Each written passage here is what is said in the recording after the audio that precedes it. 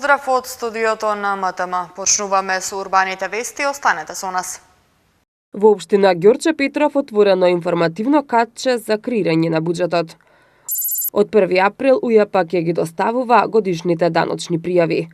Се пролонгира рокот за чипирање на милениците до 31 декември. DigiGirls инспирација, едукација и поддршка на секое девојче кое сонува да биде дел од IT светот и STEM професиите. Во просториите на општина Ѓорче Петров денеска беше отворено информативно катче за зголемување на свеста на локалното население за нивното вклучување во процесот на изготвување на буџетот на општинско ниво. Отворањето на катчето е во рамки на активноста Мој пари, моја одговорност. Партиципативно буџетирање во општините, спроведувана од мрежата на граѓански организации Фискаст, поддржана од проектот на УСАИД за граѓанско учество. Општина Ѓорче Петров заедно со невладината организација Financing, како дел од мрежата Фискаст, го започна проектот Мој пари, моја одговорност, при што денеска беше поставен информативен корнер во општинската зграда. На отварањето на информативното катче присуствуваа представници на општина Ѓорче Петров и представници на мрежата Фискаст, кои со заинтересираните граѓани дискутираа за начините за нивно вклучување во креирање на локалниот буџет. Целта, како што посочи денеска Весна Глигорова од Центарот за управување со промени, е граѓаните да се информираат како поактивно да се вклучат во партиципативното буџетирање и да ги информира граѓаните за поврзаноста помеѓу трошењето на буџетските средства и квалитетот на живот во нивната општина. Која би требало да одвојам неколку основни цели кои што треба да се постигнат со овој проект на крајот, од завршувањето на проектот. Тоа би било зголемување на учеството на сите засегнати страни, како што е бизнис секторот, граѓанските организации, граѓанското општество и сите останати, се интересирани страни, сите оние кои што се финансираат од општината да бидат вклучени во процесот на партиципативното буџетирање. Ко втора се граѓаните, како многу важен сегмент кој што не може да биде изоставен. Па целта на проектот е да се зголеми свеста на граѓаните за вклучување во процесот на партиципативното буџетирање, како исто така и влијае на зголемување на квалитетот на нивниот живот. Граѓаните, општината Ѓорче Петров оствари во соработка со граѓаните им овозможува, им го дава просторот и можноста да самите ги формулираат приоритетите што треба да се постигнат на територијата на општина Ѓорче Петров. Сдруженијето на пензионери од општина Ѓорче Петров денеска искажа дел од барањата на повозрастната група на граѓани од оваа скопска општина. Барањата најмногу се однесуваат на уличното осветлување, хуманитарни акции и изградба на нови детски градинки. Оваа активност ја поддржуваме и затоа сме приклучени како здружение. Цел и задача наша е да ги запознаеме пошироко пензионерите преку нашите ограноци за оваа активност и за да можат во сочинувањето на буџетот за годините што доаѓаат, да можат да дадат свој допринос. Како Сдружение на пензионери, имате ли вие некаква идеја или барање или некој проект што би сакале да се изработи во рамки на буџетот? Во секој случај, пензионерската организација е сочината или број издружениото повеќе од 6000 членови. Интересите се секако многу и различити. Тоа се претежно локални прашања од областа на инфраструктурата. Тоа најповеќе ги погода пензионерите. Таму кај што има недовршени канализации, патишта, инфраструктура поврзано со квалитетна струја, поврзано со телефонијата, па да не кажам сега и со интернетот. Крајниот производ од партиципативното буџетирање е надминување на јазот помеѓу општините и граѓаните и засегнатите страни во креирањето на локалниот буџет. Од следниот месец Управата за јавни приходи на граѓаните ќе почне да им ги доставува годишните даночни пријави за остварените приходи во текот на минатата година. Пријавите ќе бидат пополнети, а граѓаните ќе ги добиваат електронски, најдоцна до 30 април, а потоа ќе имаат рок до 31 мај да ја потврдат или коригираат пријавата. Годишните даночни пријави за остварените приходи во текот на 2018 година, Управата за јавни приходи ќе почне да им ги праќа на граѓаните од 1 април. Пријавите ќе пристигнуваат на електронската пошта што граѓаните ја пријавиле при регистрацијата на електронскиот систем. Пријавите ќе пристигнат преку електронскиот систем најдосна до 30 април. Потоа корисникот, најдосна до 31 мај, треба да ја потврди или да ја коригира даночната пријава.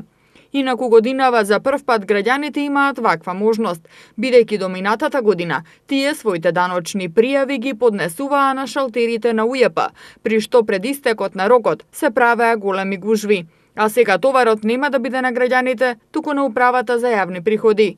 Во електронскиот систем на Управата за јавни приходи се регистрирани близу 700.000 даночни обврзници. Иако беше предвидено, беше одложено регистрирањето во системот на пензионерите што остваруваат приход само по основ на пензија.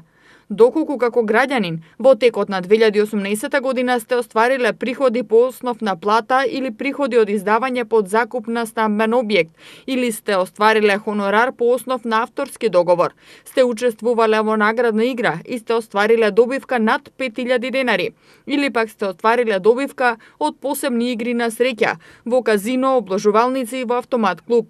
Имате обврска податоците за приходите искажани во пополнетата годишна даночна пријава да ги потврдите доколку се точни, да ја коригирате дополнувајќи ја доколку имате остварено приход кој не е искажан, односно опфатен во неа, или да ја коригирате доколку за некој од искажаните приходи утврдите дека износот не е точен или вистинит. Рокот за бесплатно чипирање на домашните миленици наместо да трае до 31 март се пролонгира до 31 декември. Но и покрај тоа што рокот е пролонгиран, Агенцијата за храна и ветеринарство од 1 април ќе спроведува зајакнати контроли за да провери дали собствениците извршиле регистрација на милениците, а доколку не го сториле тоа, ќе бидат казнети. До 31 декември годинава продолжува рокот за бесплатно чипирање на домашните миленици, соопшти денеска директорот на Агенцијата за храна и ветеринарство Зоран Атанасов. За кампањата за идентификација и регистрација на милениците која требаше да трае до 31 март, се набавени вкупно 100.000 микрочипови, но досега во системот се регистрирани само 49.000 миленици. Од 1 април, аплицирањето на чипот ќе се наплаќа 200 денари, а издавањето на пасошите 120 денари. Чипот е донација од Агенцијата за храна и ветеринарство. Од 1 април, инспекцијските служби ќе почнат со изрекување казни ако затекнат нечипирани миленици, 100 до 150 евра за физички и 1000 евра за правни лица. Микрочипот содржи бројче и преку него практично се обезбедуваат основните податоци на миленикот што овозможува негово следење. Исто така, ветеринарната струка на овој начин ќе знае колку животни има и кој е собственикот. Целта на кампањата е заштита и благосостојба на животните, намалување на бројот на кучиња скитници, како и поттикнување на одговорното собствеништво. DigiGirls програмата на Microsoft ги отвори портите на соништата на девојките во Скопје, а продолжува да ги мотивира младите девојчиња низ Македонија да станат дел од IT светот и STEM професиите. Целта на DigiGirls е да ги поттикнат и мотивираат младите девојчиња за кодирање, програмирање и иновација во креирањето нови IT идеи. Со цел да се промени светот и што повеќе жени да се охрабрат и да се вклучат во некоја STEM професија, како дел од Youth Spark иницијативата на Microsoft низ светот, се организираше DigiGirls програмата, а во Македонија зеде посебен замав кога минатата година во Скопје и Тетово стотици млади девојчиња имаа можноста да се запознаат со начините како да ги остварат своите соништа. Целта на DigiGirls програмата е да ги поттикне и мотивира младите девојчиња за кодирање, програмирање и иновација во креирање и смислување на нови IT идеи, затоа што нивното учество во овие полиња за работа е помало отколку што треба. Оваа година караванот кој ќе помогне на младите да се инспирираат започна во Скопје во просториите на Финки, а од Microsoft Македонија вела дека е време да се промени светот и што повеќе жени да се охрабрат и да се вклучат во некоја STEM професија. DigiGirls е програма на Microsoft, настан кој што е дел од филантропија и е со една многу благородна и благодарна мисија. Целта е да ги вклучиме девојчињата од основните и средните училишта, да одберат и малку да ги насочиме и мотивираме кон IT светот, да им покажеме дека оние општествени норми дека жената не е за во IT или дека IT е само машки свет и дека е само кодирање и само програмирање и дека е тоа досадно, малку сакаме да ги срушиме бариерите, да им покажеме дека е тоа свет и на жени, дека има многу жени и иноватори, жени кои што се дел од STEM дисциплините, жени кои што се дел и од IT светот и да ги мотивираме да одберат или STEM како наука, како образование, можеби како една професија. Светот во кој што работам, во кој што сум дел повеќе од 15 години е и интересен, и е забавен, и иновативен, и е нов. Од друга страна, ако не сте дел од IT светот, веќе денеска заостанувате. DJ Girls мислам дека сме сите. Со едно ракување на мобилен телефон или не знам, дури веќе и во кола, секаде е технологијата, не можете да останете имуни и не треба да останете имуни. Деканот на Финки, доктор Иван Чорбев, рече дека голем е процентот на женски кои се запишуваат на овој факултет, додека пак на магистерските студии женските се во поголем број. Тој исто така рече дека не треба да има предрасуди дека инженерството е машка професија, затоа што во денешно време многу раководни функции ги водат жени. Финк има голем процент на застапеност на девојчиња во уписите. Се приближуваме над 40%, а за куриозитет, при дипломирањето, односот е скоро сосема избалансиран. Така што факт е дека девојчињата побрзо дипломираат од машките.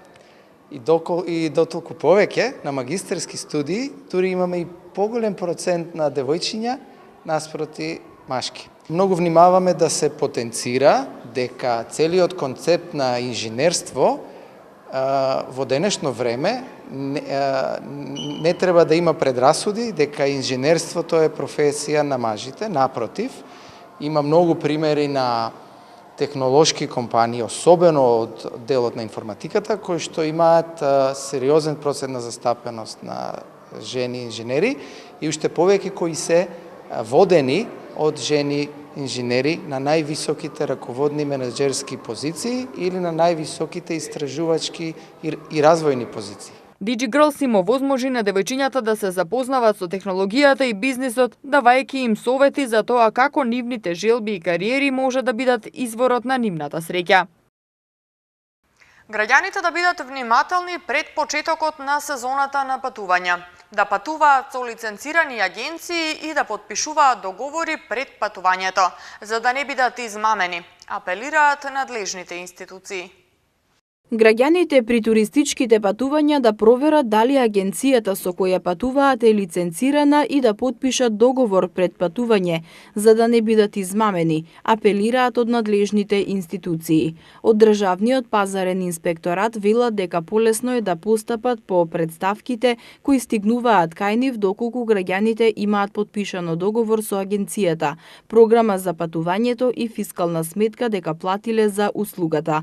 Во случај кога туристичките аранжмани се купуваат онлайн, потребно е поголемо внимание од страна на потрошувачите и проверка дали агенцијата има лиценца А или Б. Тоа може да се провери на веб страницата на Министерството за економија. Некогаш на онлайн ќе ви нудат услуга дека одите во феноменален хотел, а кога ќе отидете таму, потоа во поплаките се праќаат фотографии дека буквално нема ниту тоалети. На онлайн може секој да биде нашминкан, а друго е кога ќе отидете во туристичката агенција, ќе потпишете договор и ќе земете програма каква што ви нудат за парите што ги давате, истакна директорот на пазарниот инспекторат Стојко Пауновски на денешната пресконференција. Тој вели дека се запознаени со најновиот случај на измамени граѓани преку одмори се и оти прават напори да го решат случајот, иако во дадената ситуација им се врзани рацете, бидејќи нема потпишано никаков договор меѓу потрошувачите и агенцијата и комуникацијата е водена само телефонски, а уплатата е направена на друга жиросметка.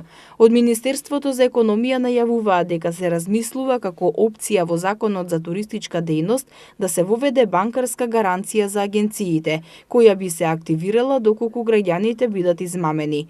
Исто така и Министерството за образование и наука достави укажувања до сите основни и средни училишта да бидат особено внимателни кога избираат туристички оператори кои ќе бидат ангажирани за реализација на екскурзиите на учениците, кои се составен дел од воспитно-образовниот процес. МОН соопшти дека укажувањето е доставено со оглед на последните случувања, односно сообраќајната несреќа со фатални последици по животот и последици по здравјето на повеќе наши сограѓани. Со пароли, учениците од основното училиште Ацо Шопов ги одбележаа деновите на екологијата во општина Бутел. 8 автобуски линии ќе возат по друга траса од вообичајната во Бутел.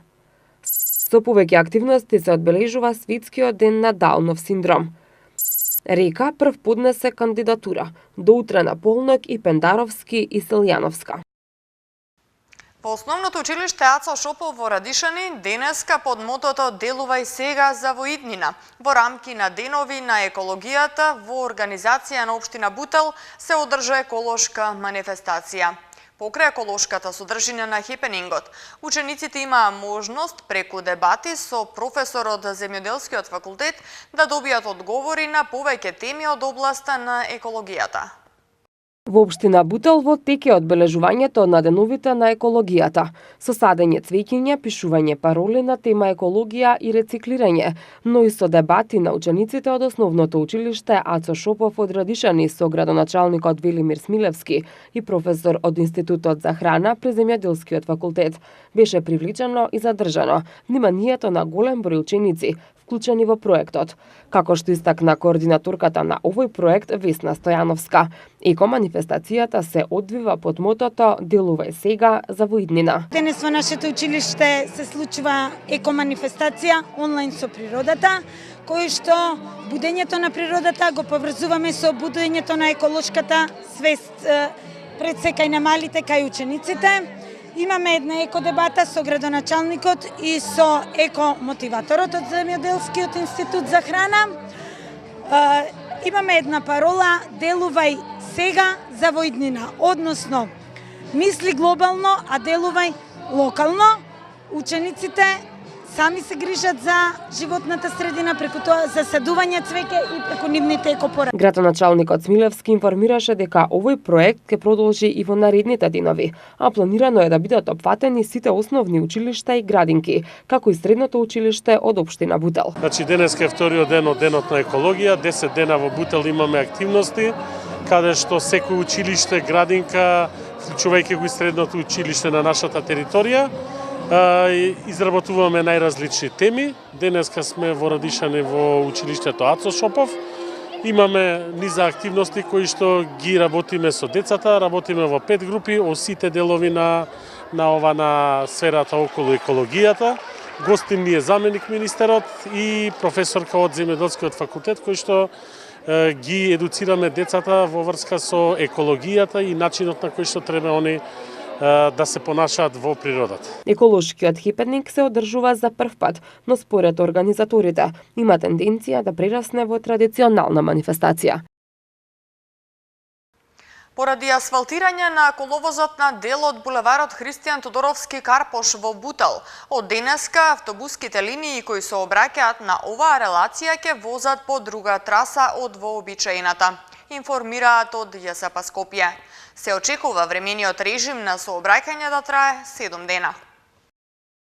Дел од булеварот Христијан Тодоровски Карпош на потегот од улицата Ферит Бајрам до улицата Боца Иванова денеска од 7 часот е затворен за сообраќај поради изведување градежни активности за асфалтирање на коловозот. Како што соопшти град Скопје, за време на градежните работи сообраќајот во овој дел од градот ќе биде пренасочен по околната улична мрежа.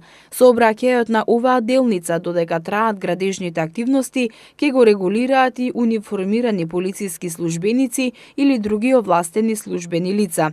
Поради градежните работи и времениот сообраќаен режим од ЈСП информираа дека автобуските линии со број 8, 47, 57, 57А, 59, 61, 47А и 71 ќе возат по друга траса од вообичаената.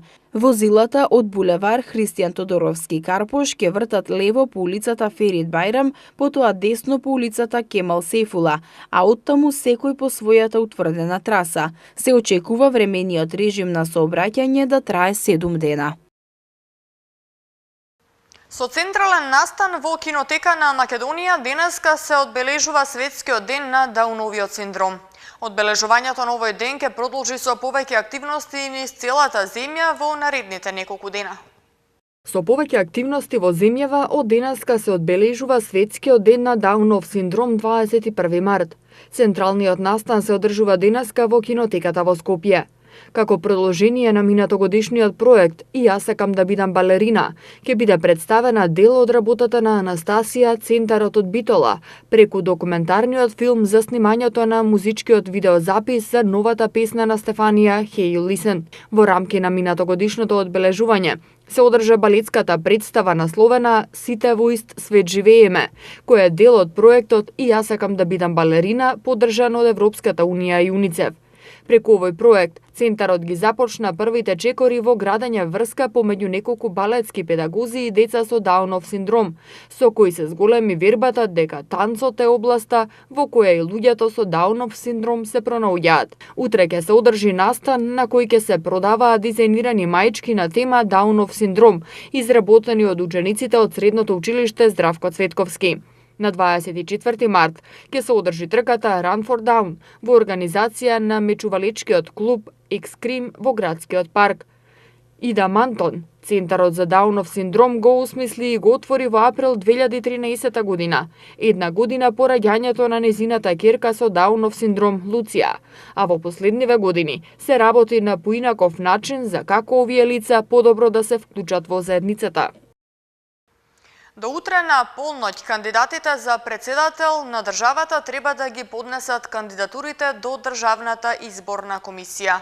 Кандидатот од албанската опозиција Блерим Река прв ја поднесе кандидатурата, а до крајниот рок се очекува да ја поднесат и Пендаровски и Силјановска.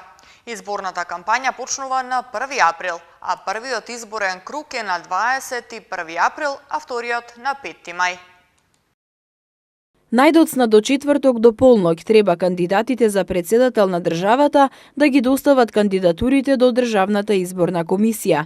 За официјализирање на председателската кандидатура потребно е кандидатите да достават 10.000 граѓански или 30 пратенички потписи. Кандидатурата со собраните потписи вчера ја поднесе Блерим Река, кандидатот од албанската опозиција, а до крајниот рок се очекува тоа да го сторат и Стево Пендаровски, кандидат на СДСМ и коалицијата, и Гордана Силјановска-Давкова, кандидат на ВМРО-ДПМНЕ и коалицијата.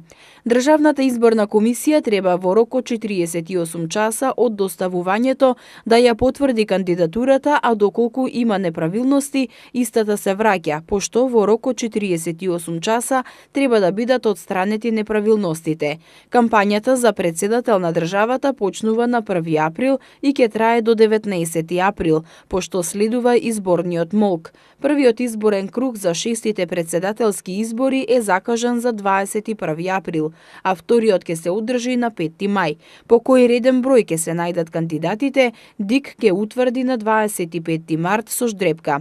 Втор круг на гласање ќе има доколку ниту еден кандидат за председател не го добил потребното мнозинство гласови и тогаш гласачите ќе бираат помеѓу двајца кои освоиле најмногу гласови. Кампањата за втор круг завршува во 24 часот на 3 мај, а гласањето се одржува на 5 мај. Победник на изборите е еден од двајцата кандидати кој во вториот круг освоил повеќе гласови, но под услов да биде остварен цензусот, односно доколку гласале повеќе од 40% од запишаните избирачи. Доколку и во вториот круг на гласање ниту еден од кандидатите за председател не го добил потребното мнозинство гласови, се повторува целата изборна постапка. Во следните 2 дена ќе има зголемена облачност, а во крајните јужни и југоисточни делови ќе има услови за локален дожд и ретка појава на грмежи. Ќе дува и умерен северен ветер, што ќе услови благо опаѓање на дневната температура. В петок и за време на викендот ќе преовладува сончево и потопло време. Во Скопје утре температурата ќе достигне 17 степени. В петок ќе се движи од 4 до 18 степени. Сабота од 5 до 20 и недела од 4 до 20 степени. Тоа беше и последната информација за ова издание на Урбаните вести. Ви благодарам на вниманието, а повеќе информации може да најдете на нашата веб страна mtm.mk. Пријатно!